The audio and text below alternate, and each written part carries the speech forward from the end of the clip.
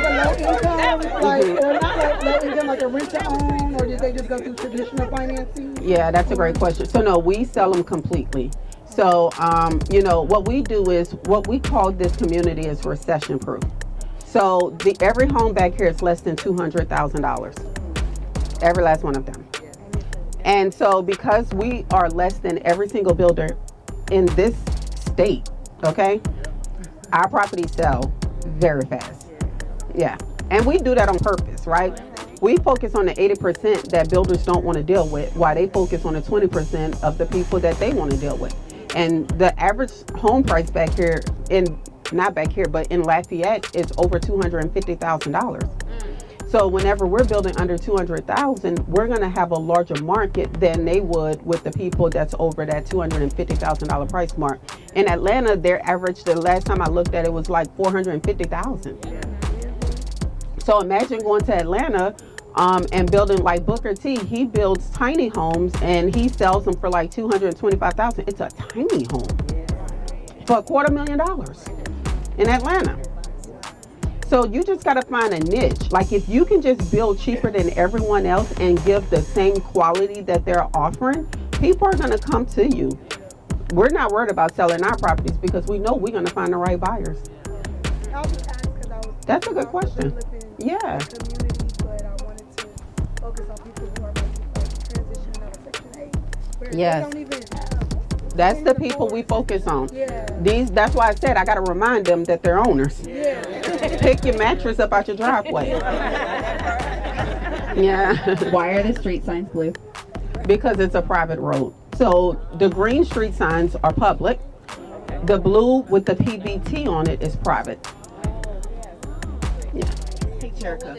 This is actually Derrick Street right here. He put together all his kids' names because, no, that's Chris's. Where is your street at? I named mine Salt Street after one of our companies because all my names are French, so the name's already taken. Yes. Every single one of them. And SALT stands for? Your kids' names. Yeah.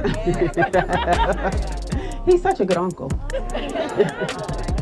Terica. Yes, ma'am. I don't know where you're at. I'm over here. Okay. Over here. Thank okay. you. I commend you because Thank I'm you. listening to you as you're putting all this structure and deals and things together.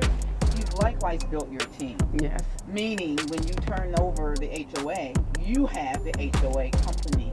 So how would you suggest and or recommend putting those teams together as we are putting our properties together so that we never lose ownership of what it is that we've established?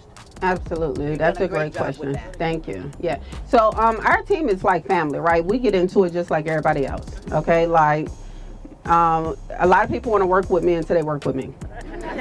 That's true, right? It's but God has blessed me with a team that understands that, my love language is me not having to ask you to do it. And so when you surround yourself with the right people, and me and Derrick have been very intentional on hiring correctly.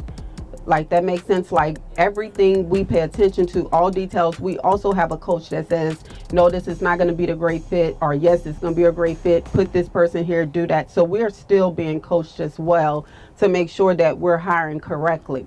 You have to understand that whenever we're looking to build out our team, we know the needs, right? So you got to look at what takes up the most of your time.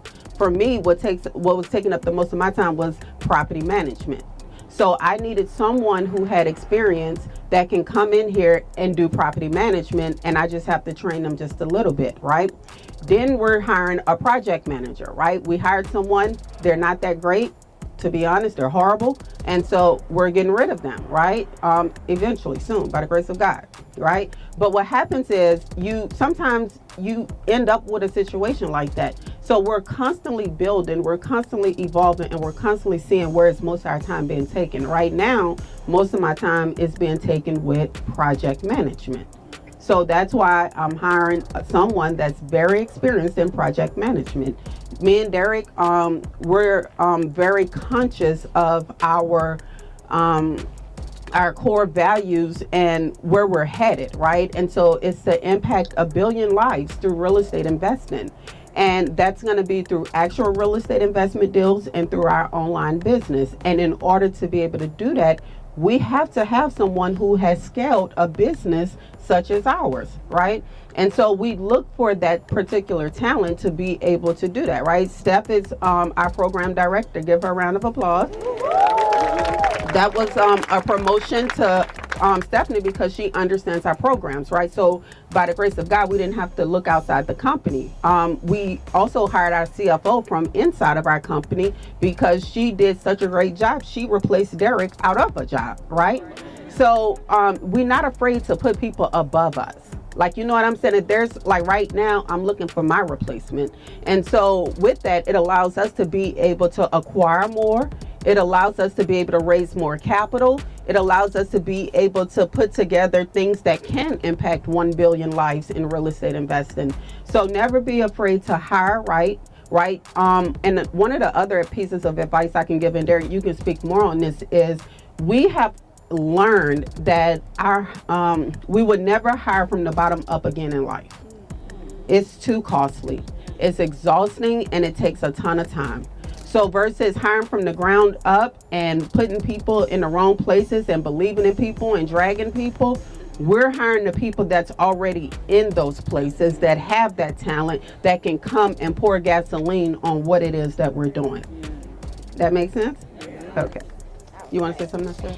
Yeah, I mean, just to kind of add on top of that, this idea of hiring top down instead of bottom up. And if you're thinking, well, how do I pay people right now? Well, you can supplement hiring with partnering. Just realize, short term it's cheaper. Long term, it's expensive. It's very expensive. So, but you just kind of have to thread that needle. And we learned that the hard way. Yes, the most expensive equity you will ever give is the one you give early, right? But right now, this is turning into a game-changing thing for us because we know what we're good at, right? Like, I love teaching people and I love mentoring people and I love getting poured into just as much as pouring into others. But professionally developing people, I realize I don't really have a whole lot of patience for it. And I love people, but I'm trying to move so fast and I want to drive revenue. I don't want to sit here and write a policy for hiring and onboarding of new staff.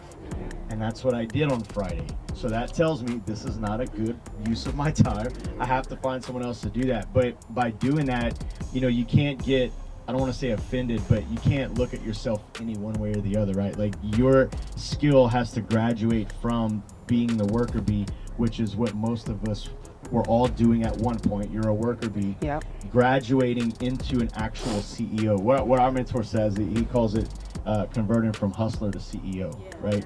And so I feel like y'all are at a unique place for that, where you get to define what your skill set is. So when would you start pulling those triggers? It's when you find out what your superpower is. If it is, finding properties, but not necessarily, managing construction, find you a killer GC. Find you a partner that is really good at it, but supplement the things you're not good at so you can actually focus on the thing that will make you money. Who is in alumni, you can see we started 4 additional homes, and by the end of the year, the goal is to complete 12. Is it 12 or 20? It's 12 additional homes to close out phase 1. And we're actually about to get ready to start the road work. So we're about to repave our roads and do all of that other infrastructure now that we're getting out of phase 1 and into phase 2. And so what we're going to do is, I believe they have the homes ready to be opened up. We're gonna have the 4 homes for you guys to be able to walk through to just make sure. Look, guys, it's an active construction site, so don't everybody try to squeeze in one house at the same time. Just spread out. Be very careful. Look on the ground. Make sure there's no nails. I don't want you guys to get hurt or anything like that, right? But this is what it looks like to build a community from the ground up. You put it in a group chat.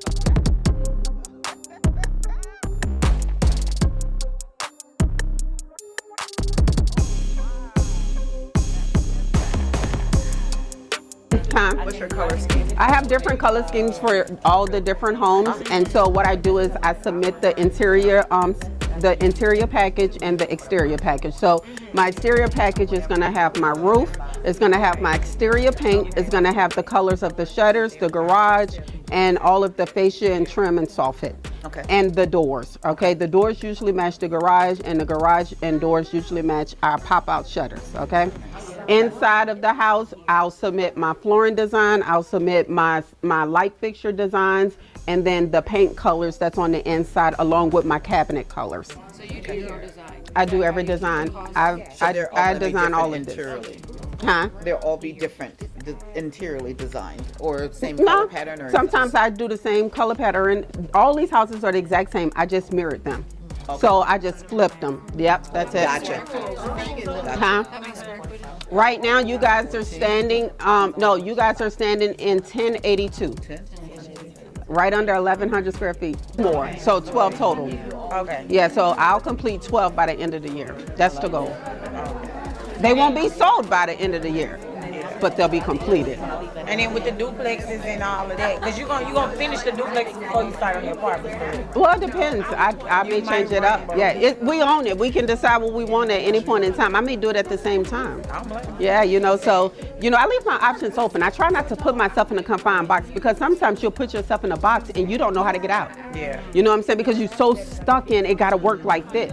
And I'm not like that. I'm like, okay, let me leave this option open, but for right now, for sure what we're gonna do is finish these 4 houses, get the 12 done, and then after I finish that, I may feel like, you know what, I wanna build the apartments right now.